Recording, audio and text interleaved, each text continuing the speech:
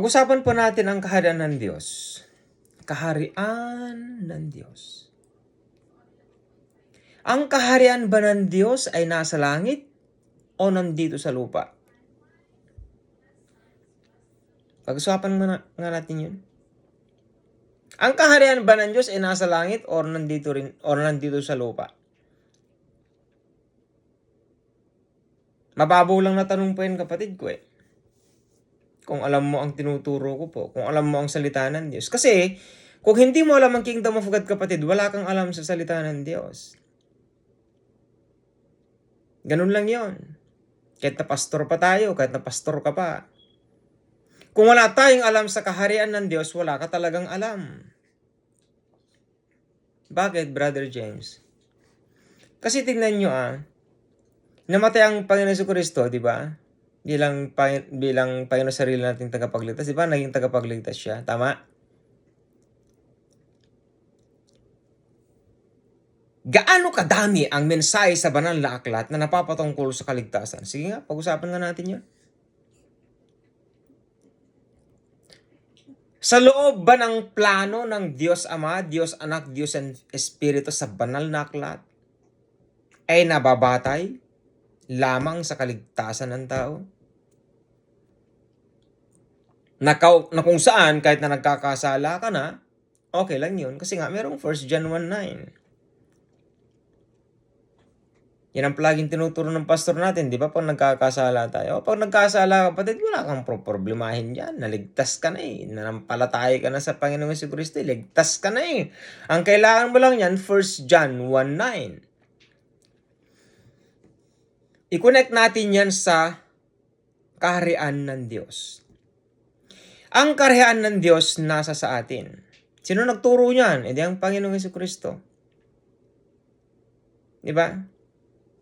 Puntahan natin sa tinuro ng Panginoong Jesucristo. Nasaan ba ang kaharian ng Diyos? Itong sagot ng Panginoong Jesucristo. Ang kaharian ng Diyos ay hindi dahil sa dumarating na, parating na ang kaharian ng Diyos. O nandoon ang kaharian ng Diyos, papunta siya rito. Hindi. Ang kaharian ng Diyos ay nasa sa inyo. Naku, lagot na. Nasa sa atin daw. Tinuturo ba yan ng pastor mo? Hindi. Ngayon, balikan natin yung salitang kaharian ng Diyos. Ito po, kung talagang naniniwala kayo sa mga tinuturo ko po, kaharian ng Diyos. Pag sinabing kaharian ng Diyos, nasaan ka? Nasaan ka, kapatid? O, sige. Nasa kaharian ng Diyos tayo. Ngayon, kung nasa kaharian ng Diyos tayo, magkakasala pa ba tayo? Mamumuhay pa rin ba tayo sa kasalanan? Magpapatuloy pa rin ba tayo sa kasalanan kung ikaw ay nasa kaharian ng Diyos? Ngayon, pag-usapan natin ang kaharian ng Diyos, nandoon ba si Satanas? Tanong niyo sa pastor niyo.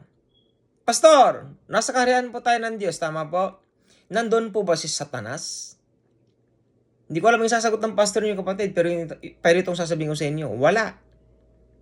Paano papasok si Satanas na makasalanan sa kaharian ng Diyos? Na kung saan ang hari doon ang Panginoong Jesucristo? Hahayaan ba niya ni Satanas para pumasok sa bahay ninyo at sirain ang buhay mo, to steal, to kill, and to destroy?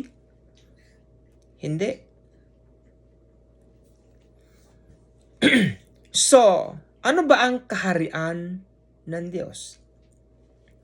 Ang kaharian ng Diyos na tinuro ng Panginoong Jesucristo ay nasa sa atin. Hindi mo yan nakikita. Punta ka sa salamin, tignan mo ang sarili mo, yan ang kaharian ng Diyos. Sino ang kaharian ng Diyos? Ang banal na Espiritu ng Diyos. Yan ang Kingdom of God, mga mahal ko pong mga kapatid. Kaya pag tinignan mo ang pagmumukha mo dyan sa salamin, ang nakikita po ninyo ang kaharian ng Diyos. Sino yun? Ang Holy Spirit. Ngayon, pag-aralan mo ngayon ang katawan mo. Kung nandyan ang banal na Espiritu, sino ka at ano ka? Ikaw ay kanyang templo.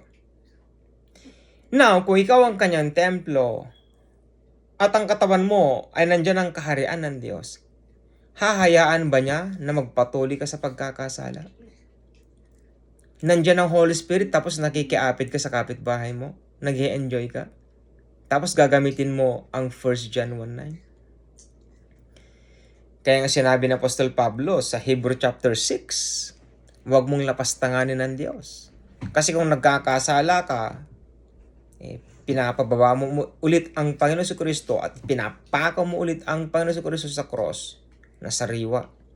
Ibig sabihin, iniinsulto mo siya. Ibig sabihin, binabastos mo siya. Ibig sabihin, wala kang galang. Ibig sabihin, wala kang respeto. Ibig sabihin, wala kang pakialam sa buhay mo kahit na pumunta ka ng impyerno. Pag-isipan mo yung mabuti, mga mahal ko pong mga kapatid. Ulitin ko yung tanong. Ano ba ang kaharian ng Diyos? Lagi mong tandaan, ang kaharian ng Diyos ay ikaw.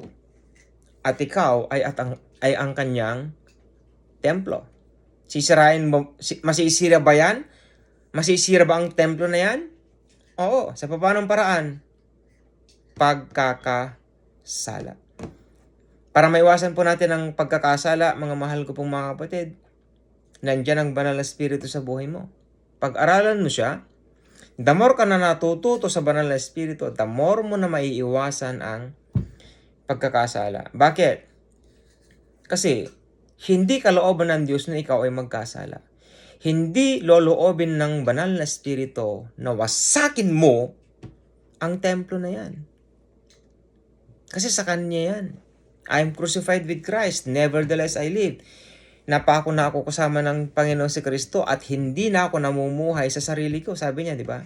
Kundi, bagkus, ang Panginoong Hesus Kristo na ang nabubuhay sa akin.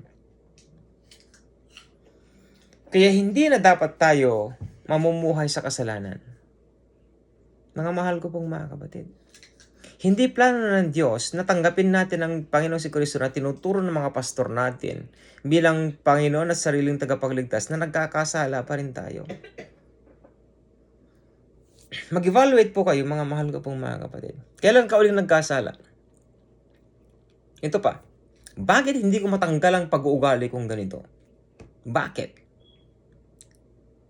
Yan ang kailangan mong alamin, kapatid ko. Hindi mo ba alam na the more ka na nakikinig sa mga sinasabi ko sa iyo, kapatid, ikaw ay magiging banal? Dahil yan ang plano ng Diyos Ama sa iyo.